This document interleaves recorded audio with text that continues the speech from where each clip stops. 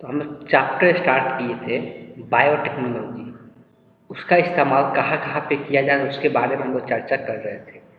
आज के क्लास में हम लोग स्टार्ट करने वाले हैं यहाँ से जीन क्लोनिंग के बारे में। आज के क्लास में हम लोग स्टार्ट करेंगे जीन क्लोनिंग के बारे में। जीन क्लोनिंग क्या होता है? जीन क्लोनिंग या रिकॉम्बिनेंट डीएनए टेक्नोलॉजी के लिए निम्नलिखित विधि अपनाई गई है। तो जीन क्लोनिंग करने के लिए अब यहाँ से क्या क्या चीज़ें इसका विधि है जीन क्लोनिंग का, उसके बारे में दिया हुआ है। जीन प्राप्त करने की तैयारी। सबसे पहले क्या किया जाता है? जीन को प्राप्त किया जाता है किसी भी दूसरे जीव से। जैसे यहाँ पर दिया है वांछित पौधे के डीएनए को विभिन्न विधियों द्वारा निकाला जाता है। जो वांछित पौधा है उसका डीएनए अलग अलग विधि द्वारा निकाला जाता है। उसके बाद रेस्ट्रिक्शन एंडोन्यूक्लिएज एंजाइम का चुनाव किया जाता है। इस एंजाइम की मदद से डीएनए को छोटे छोटे टुकड़ों में बांट लिया जाता है। पहले तो वांछित मतलब जो चुने हुआ पौधा रहता है उससे क्या किया जाता है? डीएनए निकाला जाता है। डीएनए निकालने का अलग अलग विधि होता है। जब उससे हम लोग डीएनए प्राप्त कर लेते हैं तो उस डीएनए को टुकड़ा करने के लिए, छोटे छोटे खंडों में बांटने के लिए, इस डीएनए के छोटे छोटे टुकड़ा करने के लिए, खंडों में बांटने के लिए हमको क्या जरूरत पड़ता है? एंजाइम की जरूरत पड़ता है। और वो जो कौन सा एंजाइम इसमें हम लोग यूज करते हैं उस डीएनए को छोटे छोटे खंड करने के लिए, तो एंडोन्यूक्लिएज एंजाइम का प्रयोग करते हैं। बात क्लियर है कि हम लोग सबसे पहले क्या करते हैं कि वो पौधा जिससे हम लोग को जीन निकालना रहता है उसका सबसे पहले उसका डीएनए प्राप्त करते हैं। डीएनए प्राप्त करके उसको डीएनए को निकालने के बाद हम लोग क्या करते हैं? जब डीएनए निकल जाता है तो डीएनए निकालने के बाद हम लोग क्या करते हैं? उसके डीएनए से उसको डीएनए का टुकड़ा करने के लिए, छोटे छोटे खंडों में बांटने के लिए हम लोग एक एंजाइम का प्रयोग करते हैं। और उस एंजाइम का नाम क्या है? Endonuclease enzyme. उसको हम लोग करते हैं। इतना काम हम लोग सबसे पहले कर लेते हैं। तब आते हैं वेक्टर में प्रवेश। अब ये वेक्टर में प्रवेश क्या है उसको समझते हैं। थोड़ा सा वेट कर ले।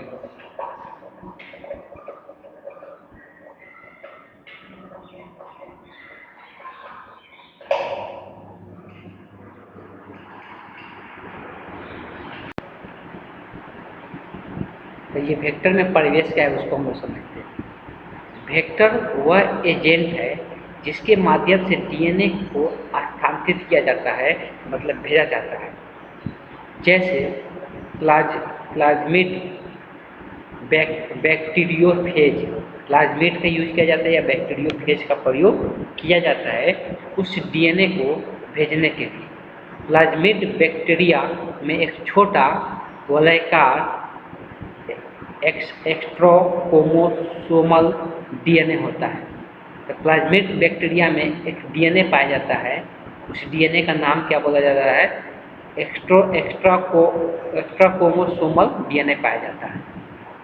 प्रतिबंध एंजाइम जिससे डीएनए काटा गया था, प्रतिबंध एंजाइम जिससे क्या किया था? डीएनए को काटा गया था, उसी से प्लाज्मिड में को भी काटा जाता है। तो उसी एंजाइम का यूज करके जो प्लाज्मिड लेते हैं उसको भी उसी एंजाइम से क्या किया जाता है? काटा जाता है।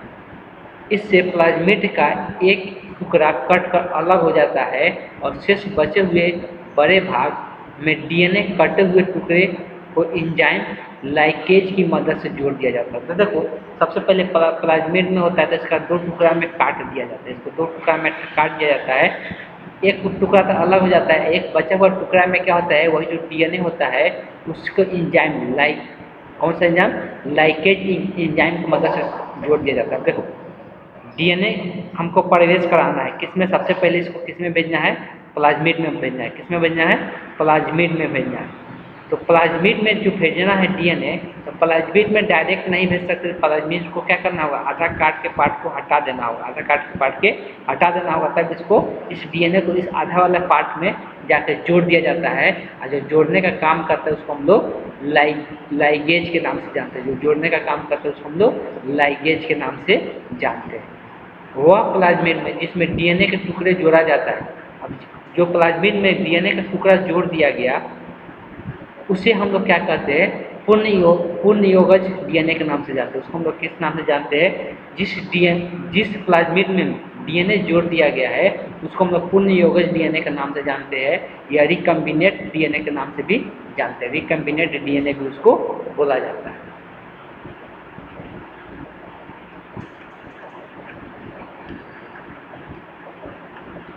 आगे दिया है प्रतिबंध एंजाइम।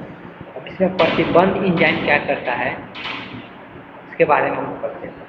1963 में बैक्टीरिया एस्चेरिचिया कोलाई से 2 एंजाइम पृथक किए गए थे। एक बैक्टीरिया का नाम दिया हुआ है, उस बैक्टीरिया का नाम क्या है? Escherichia coli.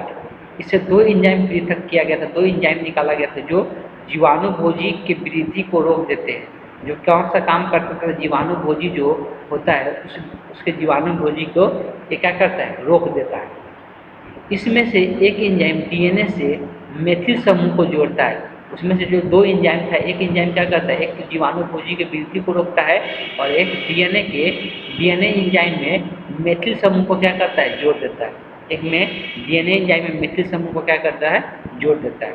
जबकि दूसरे एंजाइम डीएनए को काटता है। फिर दूसरा एंजाइम क्या करता था? तो जो डीएनए होता था उसको काटता है और बाद वाले एंजाइम को प्रतिबंध एंडोन्यूक्लिएज कहा गया। जो बाद में जो एंजाइम बचा उसको हम लोग क्या कहते थे? तो प्रतिबंध एंडोन्यूक्लिएज कहा गया। वर्तमान में 900 से अधिक प्रतिबंध एंजाइम के पृथक वितरण प्राप्त है। मतलब अभी तक हम लोग बात करेंगे प्रतिबंध एंजाइम, अभी तक प्रतिबंध एंजाइम लगभग 900 से अधिक बन चुका है। अभी तक 900 से अधिक प्रतिबंध एंजाइम बन चुका है। तो जीवाणुओं के 220-30 से अधिक प्रभेदों से अलग किए गए हैं। जो कि ये कहाँ से प्राप्त किए गए? तो जीवाणु के अलग अलग जो परिभेद होते हैं, स्ट्रेन होते हैं, हम लोग जीवाणु का अलग अलग स्ट्रेन पढ़ते हैं। जैसे अभी एक जीवाणु का स्ट्रेन पढ़ते हैं एस और टी स्ट्रेन। इसी प्रकार से जीवाणु का अलग अलग स्ट्रेन होता है। ये लगभग कितना स्ट्रेन का बात है? तो यहाँ पर बात हो रहा है लगभग 230 स्ट्रेन का बात है। ये लगभग 230 स्ट्रेन का बात हो रहा है अलग अलग, जिससे प्रतिबंध एंजाइम को बनाया गया। ठीक है, जिससे प्रतिबंध एंजाइम को बनाया गया।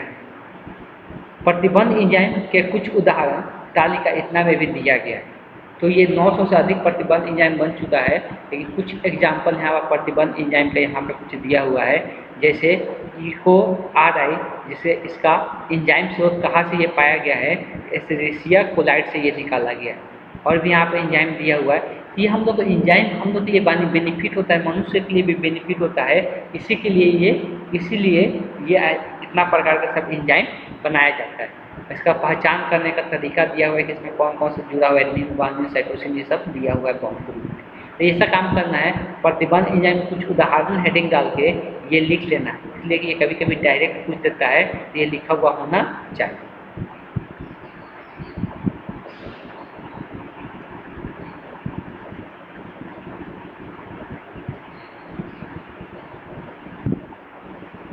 आगे दिया हुआ है कि प्रतिबंध एंजाइम डबल स्ट्रैंड डीएनए को खंडित करता है।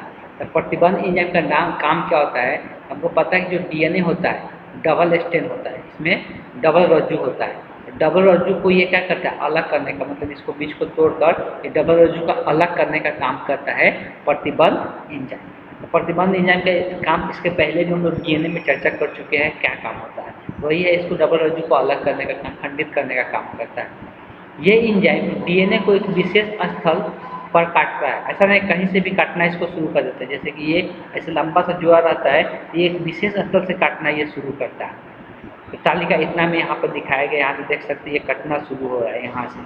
ठीक, आगे दिया हुआ है कि ऐसे एंजाइम, जैसे एंजाइम का ऊपर नाम हम लोग देखे भी थे, इको RI बोल सकते। प्लाज्मिड में न्यूक्लियोटाइड अनुक्रम GAA-TTC को G और A के मध्य काटता है।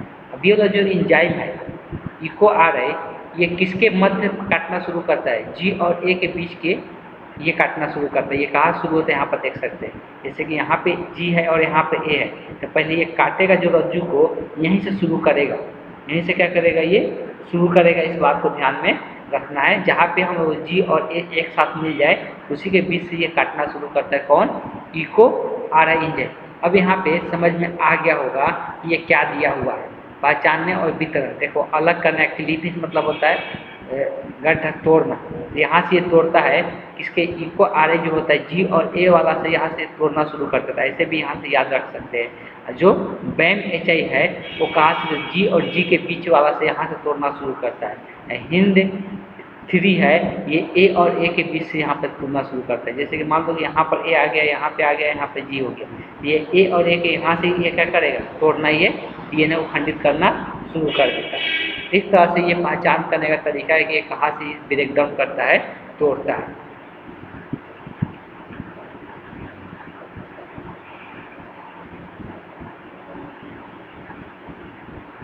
जिसके कारण गोलाकार प्लाज्मिड में डीएनए खुल जाता है। गोलाकार यहाँ पर पूरी तरह से गोलाकार यहाँ पर डीएनए है और ये पूरी तरह से क्या हो जाता है, खुलने लगता है। यहाँ पर देख सकते हैं ये टूटने के बाद यहाँ से ये खुलने लगता है, यहाँ से टूटना शुरू हो गया ना। तो ये स्टार्ट कहाँ से किया, तो जी और ए से स्टार्ट किया।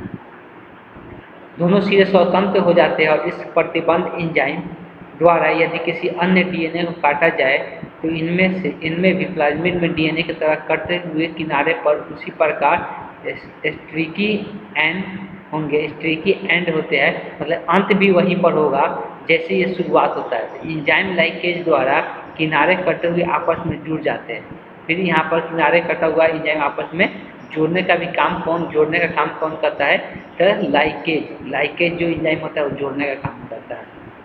प्रतिबंध एंजाइम काटने का काम कर रहा है। ठीक, तो प्रथम प्रतिबंध एंडोन्यूक्लिएज हिंद वाला जो 3-2 है डीएनए अणु को उस विशेष बिंदु पर काटते हैं जहाँ 6 क्षारक युग्मकों का एक विशेष अनुक्रम है और इस विशिष्ट क्षारक अनुक्रम को पहचान अनुक्रम कहते हैं। अब ये देखो यहाँ पर हिंद 2 का बात कर रहे हैं, हिंद 2 का बात कर रहे हैं। हिंद 2 वाला जो एंजाइम है प्रतिबंध एंजाइम, ये कहाँ से काटना शुरू करता है, इसमें 6 नाइट्रोजनी क्षार होता है। 6 नाइट्रोजनी क्षार का एक ऐसा युग्म होगा जिसको पहचान कर लेता है और तभी जाकर वहाँ से क्या करता है, ये काटना शुरू करता है।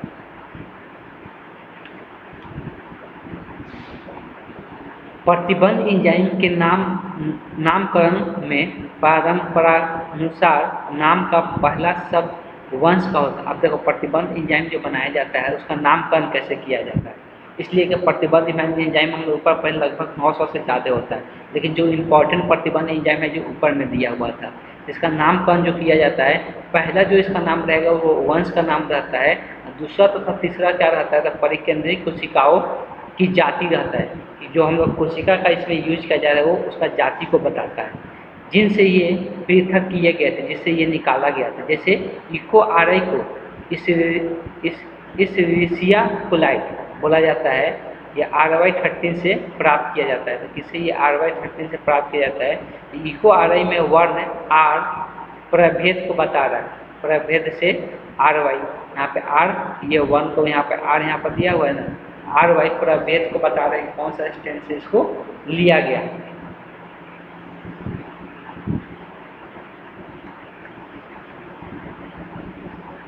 अगर यह वर्गीकरण की दृष्टि से प्रतिबंध एंजाइम न्यूक्लिएज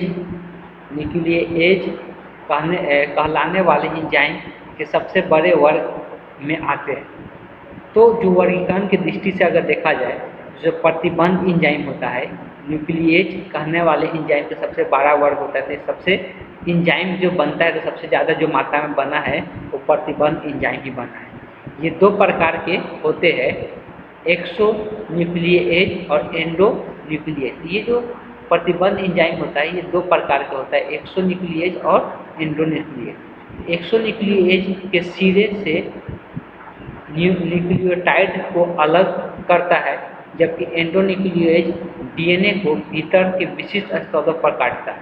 अब देखो ये दोनों का काम देखो, पहले तो प्रतिबंध एंजाइम का काम क्या होता है, तो प्रतिबंध एंजाइम का हम लोग पढ़ चुके हैं। इसका काम होता है डीएनए को टुकड़ा करना, डीएनए को काटना।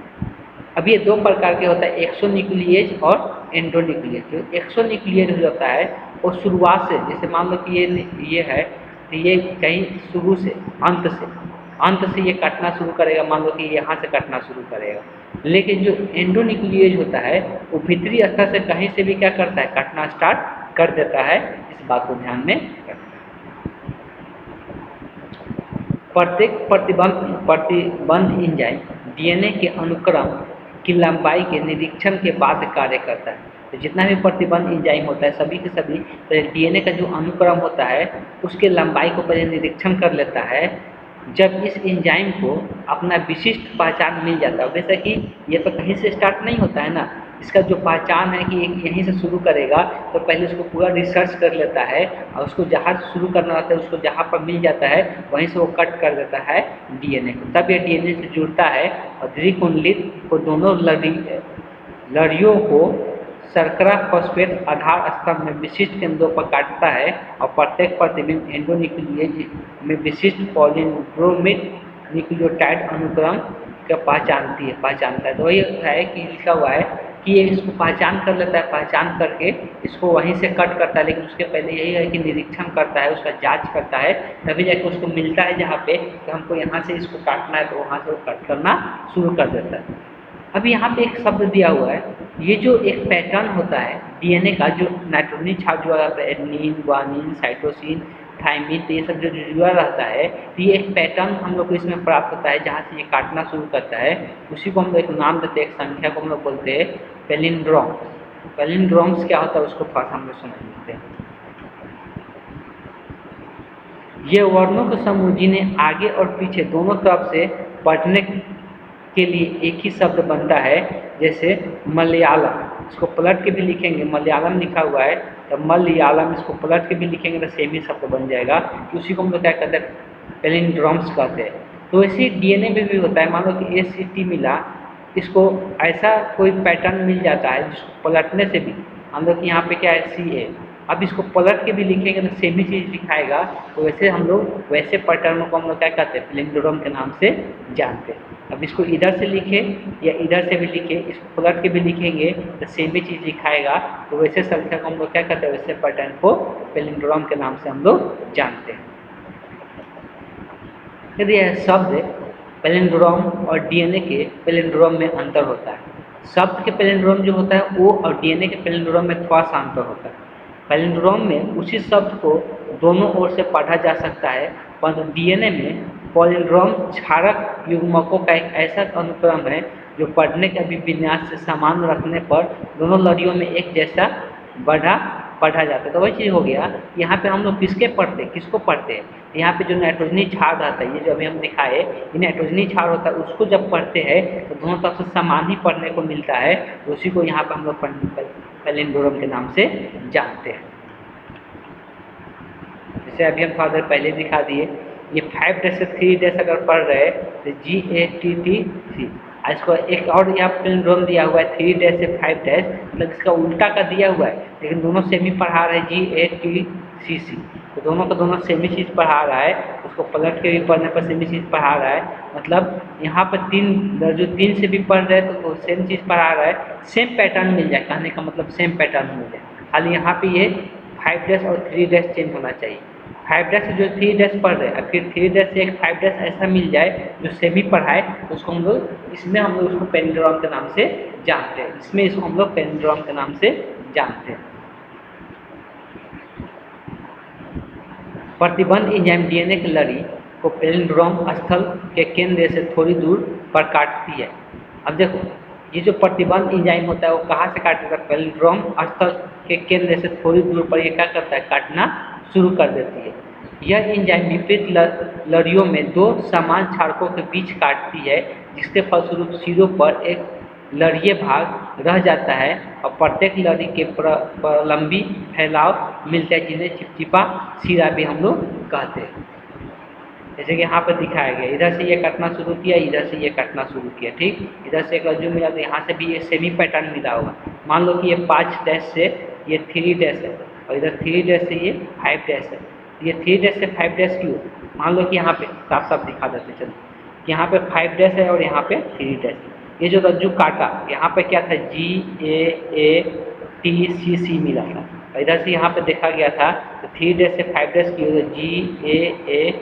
GAATCC मिला था।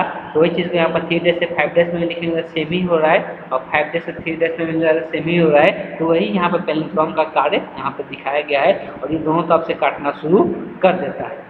जो इसका सिरा होता है वहाँ पे थोड़ा चिपचिपा सिरा देखने को मिलता है। ये थोड़ा सा टॉपिक ज़्यादा टेक्नोलॉजी पे है, ज़्यादा हम लोग ये इंटरनली पार्ट है, इसको समझ पाना थोड़ा सा डिफिकल्ट है। फिर इसके बाद जो टॉपिक आएगा वो नॉर्मल टॉपिक होगा, बहुत आसान टॉपिक होगा। इसे स्ट्रीकी सिरा इसलिए कहा जाता है, जो चिपचिपा सिरा होता है उसको हम लोग स्ट्रीकी सिरा कहते हैं, मतलब स्टिकर के जैसे चिपका सकते हैं कुछ भी, क्योंकि यह अपने पूरा कटे हुए प्रतिरूप के साथ हाइड्रोजन आबंध बनाते हैं और सिरों पर मौजूद यह चिपचिपापन एंजाइम डीएनए लाइकेज के कार्य में सहायता करता है। तो हम लोग पढ़ते हैं कि डीएनए जो लाइकेज वाला एंजाइम होता है ये जोड़ने का काम करता है। तो यहाँ से जो कट करते हैं, मान लो कि यहाँ पर दिखाया गया है कि जो कट किया गया है इसका जो सिरा होता है वो चिपचिपा होता है, इसलिए फिर इससे जाकर जो नया रज्जु जुड़ता है जो लाइकेज एंजाइम जोड़ने का काम करता है, तो चिपचिपा रहता है तो आसानी से उस पर का ले जाके चिपक जाता है। जैसे सिंपल बोल सकते हैं कि मान लो कि ये रज्जु था और यहाँ पर ये यहाँ से ये काट दिए, अब नया इससे आकर तभी जुड़ेगा, दूसरा जब इससे नया आकर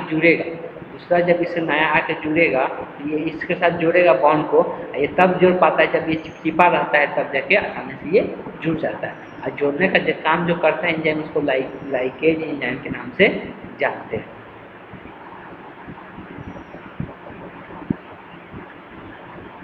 प्रतिबंध एंडोन्यूक्लिएज का सर्वाधिक उपयोग आनुवंशिक इंजीनियरिंग के पुनर्योजन अणु बनाने में किया जाता है।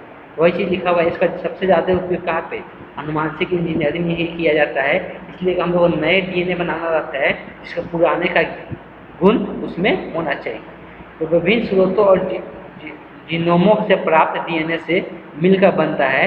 और प्रतिबंध एंडोन्यूक्लियोज का मुख्य उपयोग भौतिक प्रतिबंध मानचित्र बनाने तथा बड़े डीएनए जीनोम के सीक्वेंसिंग तथा जीन लाइब्रेरी बनाने एवं जीन क्लोनिंग में भी इसका प्रयोग किया जाता है। इसका कहाँ पे प्रयोग किया जाता है उसके बारे में चर्चा की जाएगी।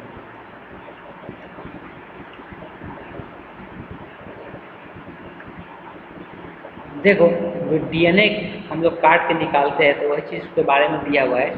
डीएनए के खंड का पृथक्करण, डीएनए का खंड होता है उसका अलग अलग कर देते हैं। खंड होने के बाद खंड का जो पृथक्करण होता है उसका अलग अलग करते हैं, सेपरेट करते हैं, उसका विलगन करते हैं, ठीक, आइसोलेट करते हैं, उसको सही जगह पर पूरी तरह सब चीज़ से बचा के रखते हैं। ऐसा नहीं कहीं पर उसको रख देते, तो उसको बचाने का पूरा सावधानी अपनाया जाता है।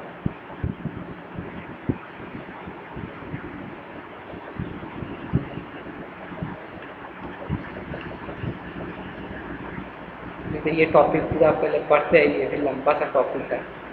क्लोनिंग सब माहक उसके बाद शुरू होगा।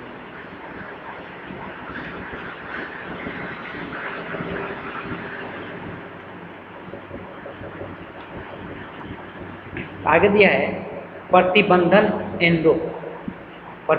एंडोन्यूक्लिएज एंजाइम डीएनए को विशेष स्थान पर काटकर उसके टुकड़े कर देते हैं। तो हम अभी थोड़ा देर पहले ही पढ़े थे कि जो एंडोन्यूक्लिएज एंजाइम जो होता है डीएनए के विशेष स्थान काट के उसको टुकड़ों में बांट देते हैं। इन खंडों को जिस तकनीक द्वारा अलग कर सकते हैं उसे जेल विद्युत का संचलन कहते हैं। जिस विधि द्वारा इसको अलग किया जाता है उसको हम लोग किस नाम से जानते हैं, जेल विद्युत संचलन के नाम से जानते हैं। प्रतिबंध एंजाइम द्वारा काटा गया डीएनए का खंड ऋणात्मक आवेशित होता है। तो इस पर अगर आवेश बात करेंगे, जो डीएनए का खंड होता है जो काटा जाता है तो कैसा आवेशित होता है, तो ऋणात्मक आवेशित होता है। इसलिए इन्हें विद्युत क्षेत्र के माध्यम या आधात्री द्वारा एनोड की तरफ बलपूर्वक भेजकर अलग कर सकते हैं। अब ये ऋणात्मक होता है, जब ऋणात्मक होगा तो ऑब्वियसली ये धनात्मक की ओर जाएगा, इसीलिए इसको एनोड की तरफ बलपूर्वक भेजकर अलग कर सकते हैं। आगे चित्र में जेल को इलेक्ट्रोफोरेसिस का उपकरण दर्शाया जाता है। जो जेल होता है वो इलेक्ट्रोफोरेसिस का उपकरण से दर्शाया, वही आगे का चित्र में जेल इलेक्ट्रोफोरेसिस के उपकरण दर्शाया गया है, जिससे ये क्या किया जाता है कि जो अलग करने का जो विधि होता है वो दिखाया गया है। ये सब बहुत टेक्निकल शब्द है जो कि अभी समझ पाना थोड़ा सा मुश्किल होता है, और इसमें दिया है तो थोड़ा बहुत हम लोग समझने की कोशिश करते हैं। इलेक्ट्रोफोरेसिस के माध्यम से माध्यम के रूप में आजकल एग्रारोज का उपयोग किया जा रहा है। इलेक्ट्रोफोरेसिस के माध्यम से एग्रारोज का प्रयोग करके उसको खंडित किया जाता है, अलग अलग किया जाता है, पृथक किया जाता है। एग्रारोज समुद्री घास से निकाला गया एक प्राकृतिक बहुलक होता है। एग्रारोज जो होता है समुद्री घास से निकाला गया एक प्राकृतिक बहुलक है।